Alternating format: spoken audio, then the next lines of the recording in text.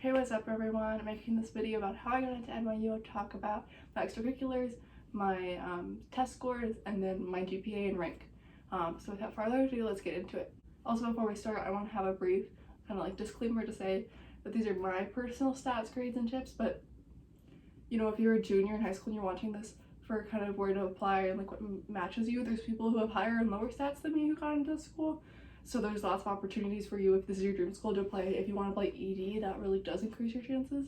So that's early decision. I applied regular decision, but basically like there's one person's grades, one person's stats really don't make or break your application. So that's my little disclaimer. I'm sure you've seen on all these videos, but now for sure, let's get into it. So I pulled up my application right here. And the first thing I want to talk about is my extracurriculars, because your extracurriculars are like the most important thing besides your essay, because your extracurriculars are one of the only opportunities they have to see you as a human, and so is your essay, but your extracurriculars are like showing what you have interest in and that kind of stuff. And so there's kind of two ways to go about it.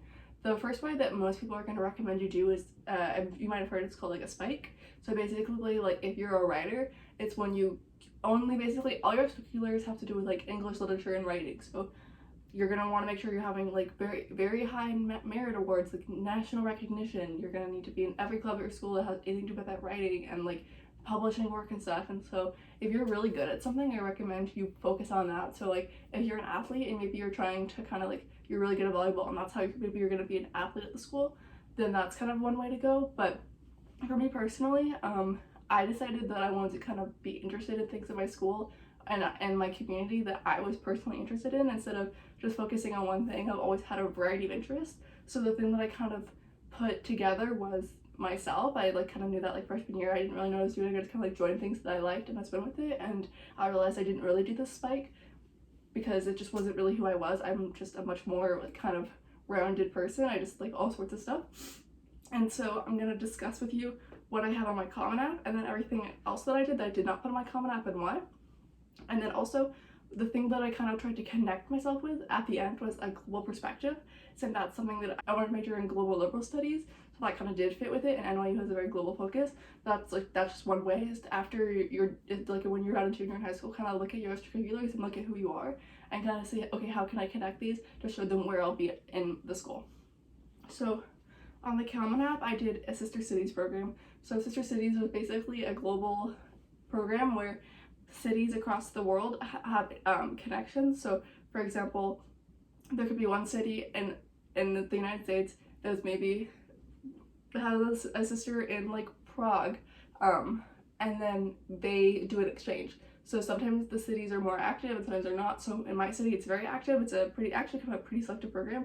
So I did that my junior year, and then it requires kind of like volunteering and that kind of stuff my senior year, and like being in kind of like recruitment, that kind of stuff. And I absolutely loved doing this program, and that's kind of why I was like, I really love international. I have like a global mindset. That's kind of how I try to brand myself, and this program was one of the ways that I was able to really talk about like what I learned and the experience I went to Peru, and how life-changing it was, and how amazing it was, and how I felt like a different person afterwards.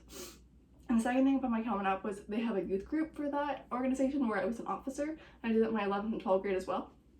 And basically in this youth group, I was able to talk about my experience as a senior, and then as a junior I was able to learn about experiences. So that was kind of a thing that fit with it. But since I wanted that global mindset, I decided to put that in my Common App, even though it is kind of like similar, but it makes a difference because it's really showing my commitment to this organization. Next I have a nonprofit. It's local in my community. It's called Free Solutions, and I worked with middle school age children. We talked about safety after respect. That was just, I've done that since my freshman year, so I did that 9th through 12th grade. And I recommend you try to do some sort of volunteering your 9th through 12th grade. Key Club is a great way. Key Club, like, there's like scholarships just for people in Key Club, and you have like lots of amazing opportunities. I personally just didn't really do it that much. I prefer to do something a little bit more local because I felt like I was making a greater impact at a local nonprofit. But Key Club is a really great way, and there's also like thousands of other opportunities. Sometimes you have to be like 16, but volunteer work is a very important thing. I'm sure you've heard that. That's like how there's lots of scholarships for volunteer work, and I just know so many people who say that volunteering is how they got into their school or how they got their scholarships. Then I was in student council 9th through 12th grade, and I was an officer 10, 11, and 12th grade. So that was one thing I put on there because I really liked it. I was in there for so long and was an officer for most of the time. And then I was in golf, 10th through 12th grade. I was varsity captain for 10th through 12th grade. So that was great. I put that in there because it showed like commitment. I was in a mariachi. I was actually in two. I was in one at my school and one at a community college. And so we performed in the one at my school, like across our city and area. So that was kind of cool. And then the other one was like a class, but it was a pretty like intense class. And I did that 10th through 12th grade. And then I was in art club 9th through 12th grade at my school. And I did that 10th, 11th, and 12th as an officer. And our art club did have a kind of a volunteer focus, so we made an impact on our community and our school, and so that was kind of cool. And then I was in book club. I was the president and founder for 9th through 12th grade since I founded it. I got to be the president as a freshman, which is, I don't think you necessarily have to be a officer in all your clubs as a freshman, but it sure doesn't hurt, you know, if you want to be like a secretary or something. But definitely your sophomore year, I would recommend try to get lower positions as officers, but then your junior and senior, you want to be kind of like getting vice president, president, that kind of stuff. I was in Model UN my 11th and 12th years as vice president for both years. And then I was in a youth leadership program in my city, and I put that on there, even though it was my 11th grade, it was for the entire 11th grade pretty much. And I put this on there because it's something a little bit different than a club. It was, you know, an outside of school thing, and I was able to learn, I was able to volunteer and also learn about like the city and the city government and the fire department, all those kind of things. So I felt like it was a very unique experience, so I put it on there. So things I did not put on my Common App and why. I did track my 9th and 12th grade. I didn't do it my sophomore and junior year, so it didn't really feel like it was that you know, like important. I wasn't, even though it was very important to me, I was a runner throughout high school. It didn't show on paper that it was something that I was super committed to, so it decided to take it off. And also it didn't really fit into my circle of like global things, because I already had a sport that I had been a captain. Even though I actually enjoy track more than golf, on paper I think golf just looks better since I was a captain. Key club, I did key club my 9th grade, but then I decided to do decided to do Peer Solutions as my volunteer. I really like key club, it was fun. I only did my 9th grade, so I wasn't like an officer or anything, so it really wasn't that important for my application. And then IB club, so I'm in International Baccalaureate program at my school. I was officer in my 12th grade. I was a member in my 11th grade, and that was kind of it. So even though it's important, like, I was only an officer 1 year, and I only did it for 2 years, so I think I took that out.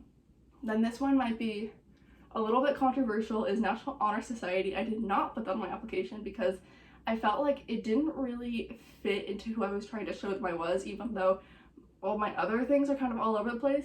I was trying to show that the connection was, well, one is like a global mindset, but it was really the connection was me.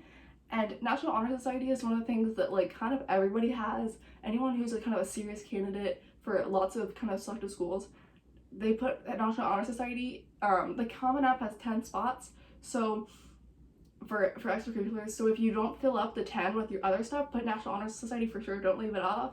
But if it's between National Honor Society and something that you just find a little bit more passionate, then put it on. I was like the secretary for National Honor Society, so I did have a position, but it was so small that it wasn't like, you know, if I was president or something, I'd probably put that on there, but it's just not really the same.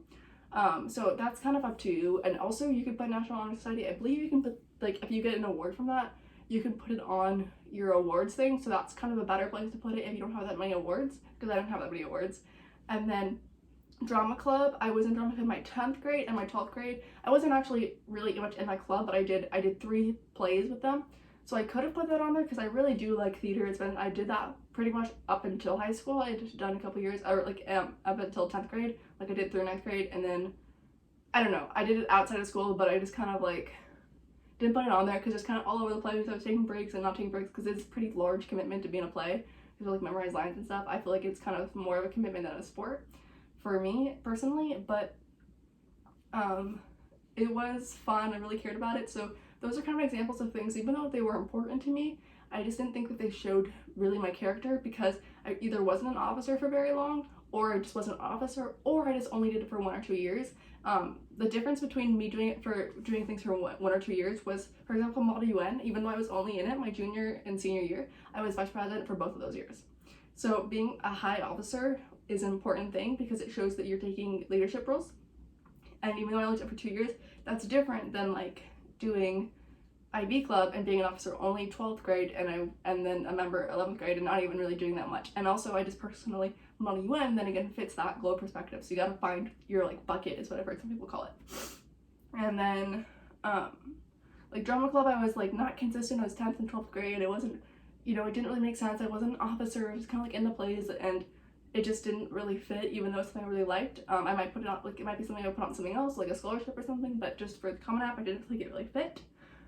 Okay, so that's kind of all for my extracurriculars. Please leave comments below if you have any questions about them, or if something wasn't clear. I'd love to answer them. I'll answer every question. Okay, now let's go to awards. Okay, so for my honors, I only put 3 things on there. One was the academic letter my school gives, so just having a certain rank GPA. Did that 9th through 12th grade.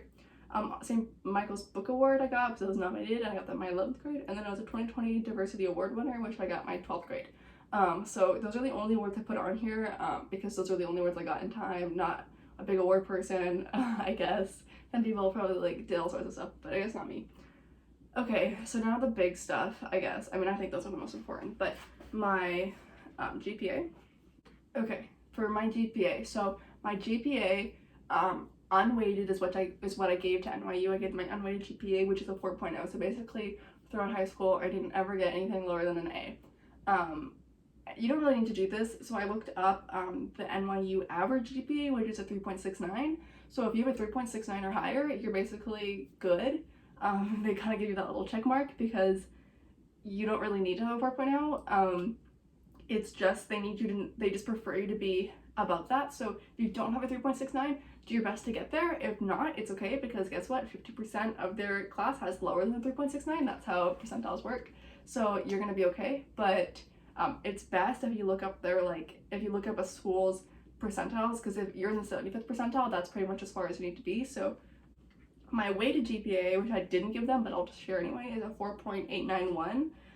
Basically, the difference between a weighted and unweighted is, in weighted, if you have an A, you get 4 points, B3, C2, D1, and then if you're weighted, which basically means it's an honors AP or IB class, then you have 5 points for an A, 4 points for a B, 3 points for a C, 2 points for a D, and 1 point for an F, versus a 0 for an F. I don't know why I didn't say that.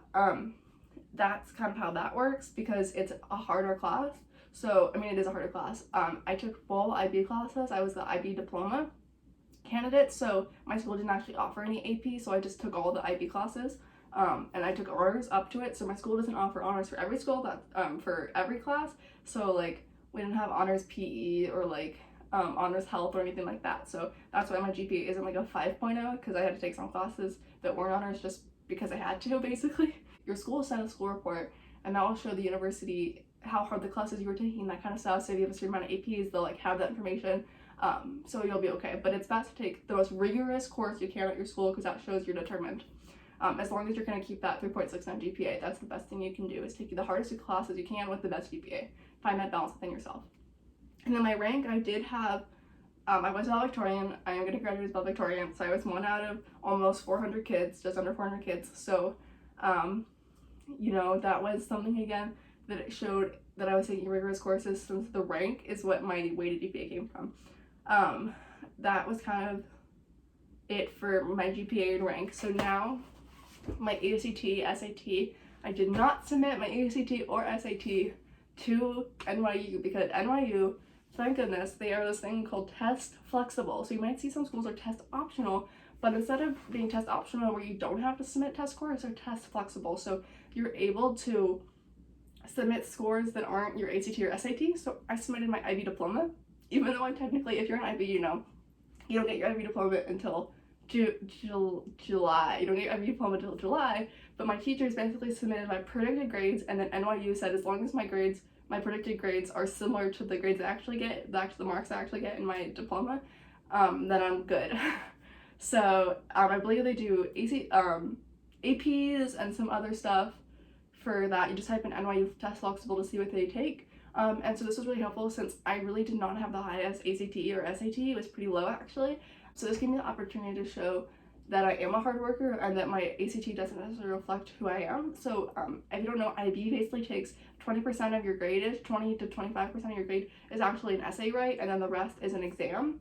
So that's helpful, because then it's not all exam, and it's not a great standardized test score I'm just not a great standardized tester, so that was really helpful. So overall, those are my stats.